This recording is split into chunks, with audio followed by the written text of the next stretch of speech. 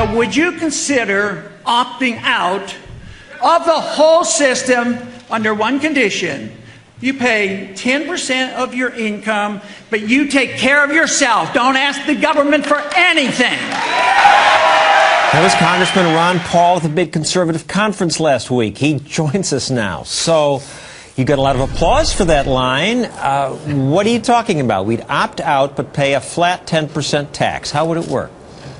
Well, you know, in a way, it was rather interesting that I got that kind of response. It was a rhetorical question in a way.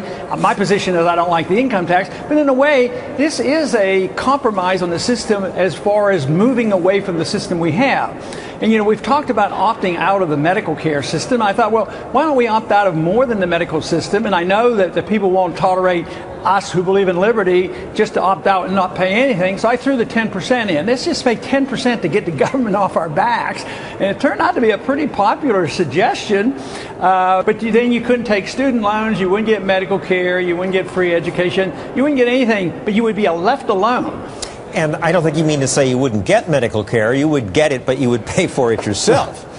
That's right. You wouldn't depend on the government. You wouldn't always say, oh, the government owes me medical care, they owe me an education, they owe me a job, they owe me a house, they owe me food stamps, on and on. This would dump all the responsibility back to the individual. So I was pleased that these young people were very responsive to it.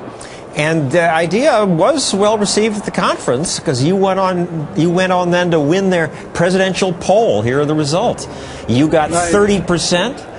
Mitt Romney came in second with 23%. Everybody else got much less. So hardcore libertarians, some conservatives like you, but the media, not so much. Here's an article about your proposal entitled Ron Paul Pushes Financial Crack.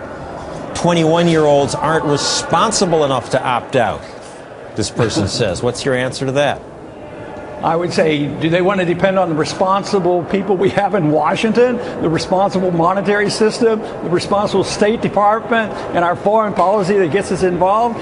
I would say there's a lot more responsibility outside of Washington. You know as well as anybody that people are more responsible when they're spending their own money. If we just allow them to keep it, than politicians are. They're totally irresponsible when they know they can resort to taxation and regulation and then printing up money. They're the ones who are totally irresponsible. Here's another criticism from Joe Klein's blog. What if your business collapses, or your spouse has a wasting chronic disease, and insurance companies in Ron Paul's radical free enterprise system refuse to cover? How do you survive?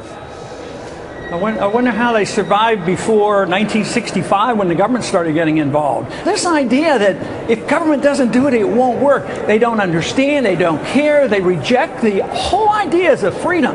Freedom is much more successful. This idea that the government can do it and take care of it, it's a terrible idea. And the worst part, it depends on force.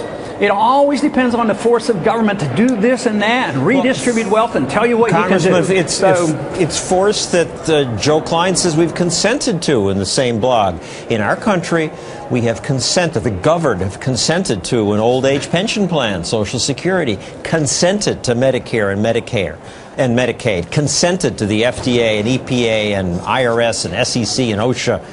We've rejected your 10% offer. Your response?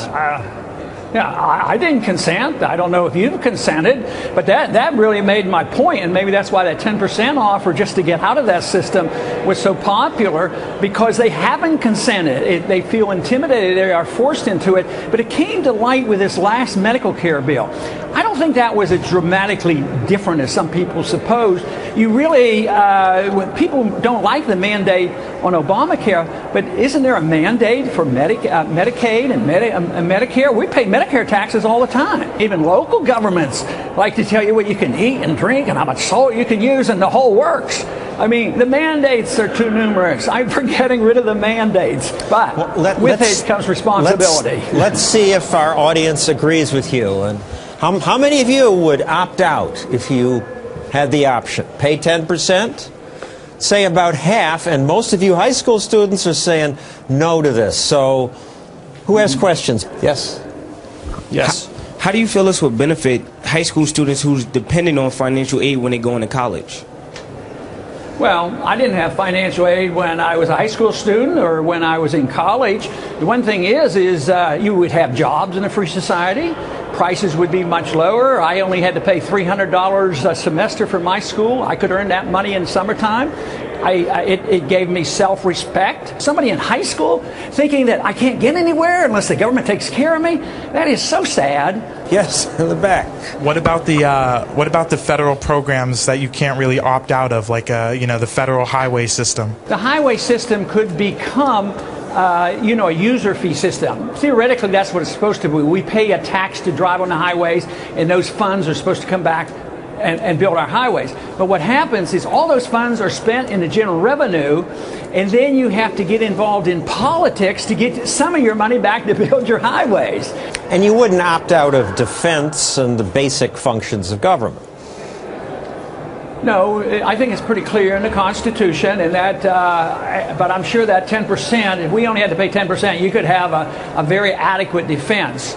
You couldn't have all the militarism and the occupations, but you could have an adequate defense. And you would have your courts, you would have the principle of private property, and contracts are very important, that they are enforced. So that is what you would pay for with your 10%. Yes, ma'am. I was wondering if you have given thought to how this kind of a program could be administered. It sounds like opening up a whole new bureaucracy, possibly. No, I think it would reduce the bureaucracy. All you have to do is sign a paper, I'm opting out. And then they don't qualify. You don't qualify, you can't go get food stamps.